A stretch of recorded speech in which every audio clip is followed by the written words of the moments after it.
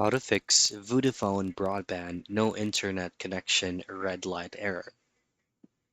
Now, to execute basic troubleshooting steps, you need to go ahead and check first if there is an ongoing outage or maintenance in your area. You need to have at least a mobile data where you could connect to internet temporarily so that you can check the network status on your location. Just simply go into Vodafone's official website. Then once you're here, just locate and click this option here that says Network Status Checker. And then once you're here, under Check My Service, just input your postcode and from mobile network, switch it into broadband. And by there, you should be able to know if there is a service outage in your area.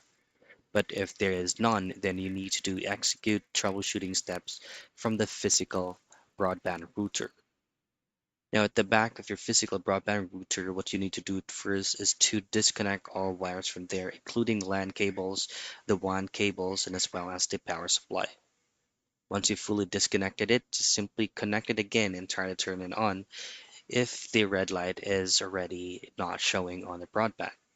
However, if it is still present, then at the back of your broadband, what you need to do is just to pinch the reset button right there using any tool that you can use as long as it fits. Just simply pinch it in for a couple of seconds until it resets and then just simply connect all the wires back again and check if it is already working.